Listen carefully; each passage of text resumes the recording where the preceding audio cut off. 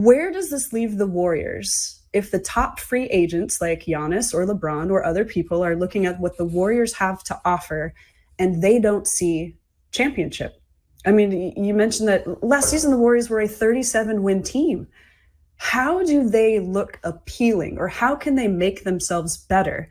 Because you think about the offseason moves that the Warriors have made. Moves, not even moves, okay? They brought back DeAnthony Melton. They brought back Al Horford. They brought back Kristaps Porzingis. They drafted Yaxel. How is it different, though?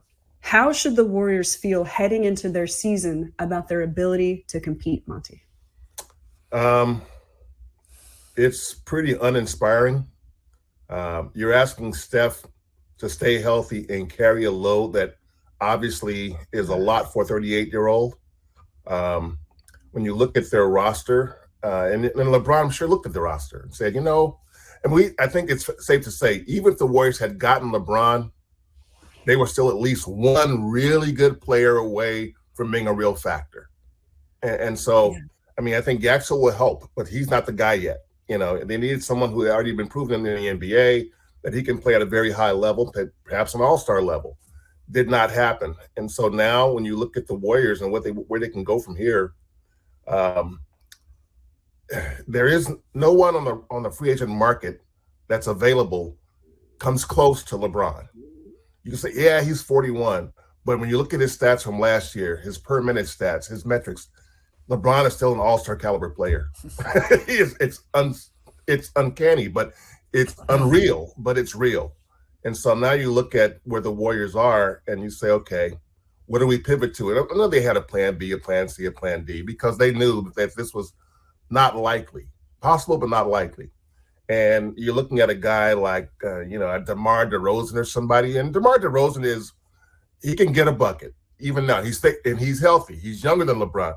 He's one of the healthiest guys in the league. But comparing him to LeBron is not fair. It's not even close. So, but if you want a veteran guy who can do something, that's kind of what you're looking for. Because once LeBron is off the table, the free agent market doesn't look nearly as good. I mean, James Harden was available, but he was always going back to Cleveland.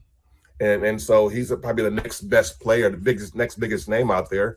So it's just not really a lot for the Warriors. You can put this LeBron pursuit in the same stack of not happenings as Giannis and Pascal Siakam and OG Anunoby, Paul George, Lauri Markkanen. I mean, it's like all this smoke and not a single fire.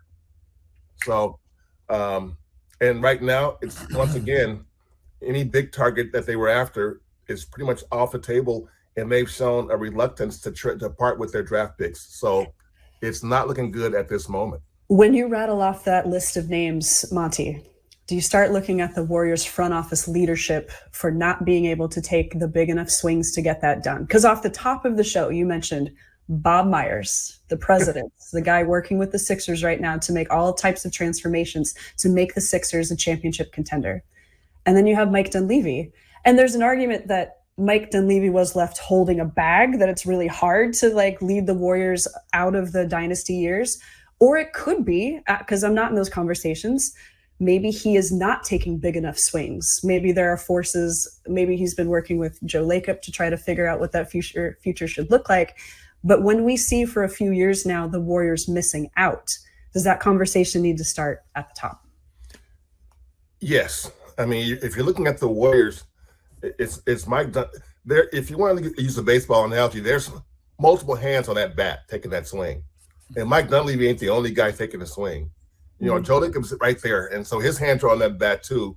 So anything that they've done or not done over the past 4, 5, 6 years is a shared fault. And you combine the fact that they've swung and missed on all these free agents or all these trade targets. And now the last big one for Steph's, championship window, you're thinking, yeah, they've made a lot of missteps and misjudgments. And it's not, if they had drafted very well, maybe we're looking different at this differently, but they did not.